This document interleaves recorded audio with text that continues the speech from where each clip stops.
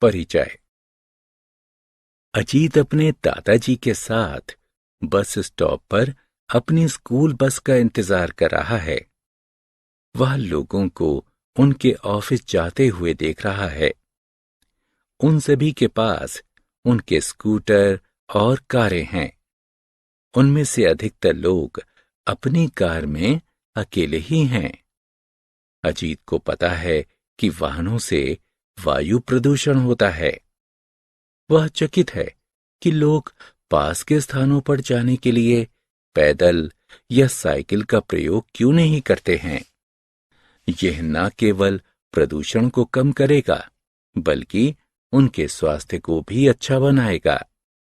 इस अध्याय में आप वायु और उसके प्रदूषण के विषय में जानेंगे। आओ सीखें। वायु के गुणों की सूची बनाना। वायु प्रदूषण को कम करने के उपाय बताना। पवन यानी हवा को परिभाषित करना। पवन यानी हवा की दिशा का वर्णन करना।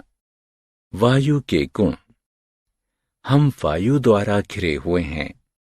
वायु गैस और अन्य कणों का एक मिश्रण है। यह सभी सजीवों के जीवन के लिए आवश्यक है। सभी सजीव वायु का उपयोग सांस लेने और सांस बाहर निकालने में करते हैं। इसका कोई स्वाद, रंग या सुगंध नहीं है। हम वायु को देख नहीं सकते, किंतु महसूस कर सकते हैं।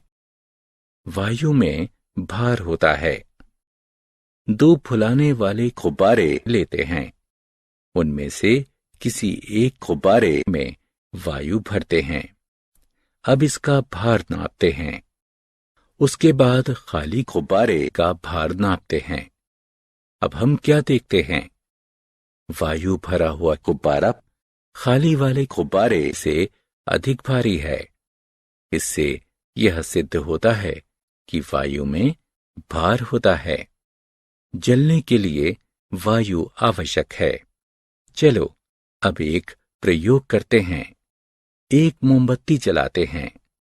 अब इसके ऊपर कांच का एक गिलास उल्टा करके रख देते हैं।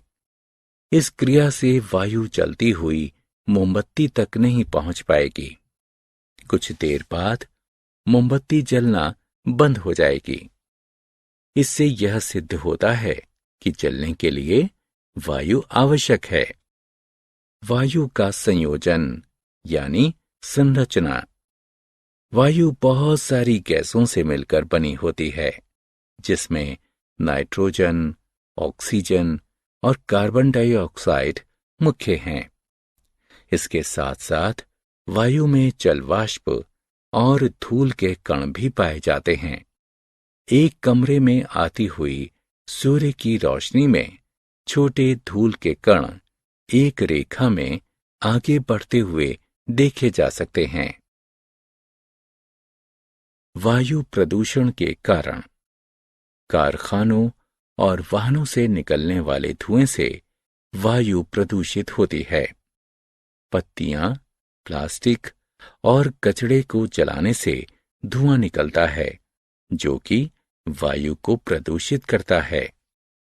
प्रदूषित वायु में सांस लेने से अस्थमा, दमा आदि जैसी सांस की अनेक बीमारियां हो जाती हैं।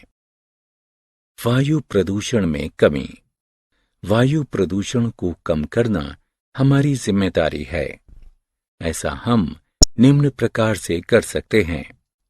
नए पेड़ लगाकर, सार्वजनिक परिवहन यानी पब्लिक ट्रांसपोर्ट का उपयोग करके, कम दूरी पर जाने के लिए पैदल या साइकिल का प्रयोग करके, कार साझा यानी कारपूलिंग करके, पत्ती, प्लास्टिक और अन्य कूड़े को नहीं जलाकर।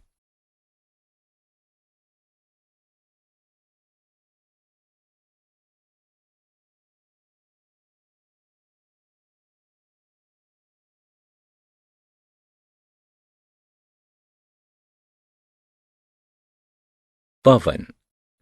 चलती हुई यानी बहती हुई वायु को पवन या हवा कहते हैं। पवन बादलों को चलाती है, जिससे बारिश होती है। पवन सेल बोटों और ग्लाइडरों को भी चलाती है। पवन ऊर्जा का उपयोग बिजली उत्पन्न करने में किया जाता है। पवन ऊर्जा का उपयोग जल को फेंकने में भी किया जाता है। पवन की दिशा। पवन की एक निश्चित दिशा होती है। पवन को इसकी दिशा के कारण ही पहचाना जाता है।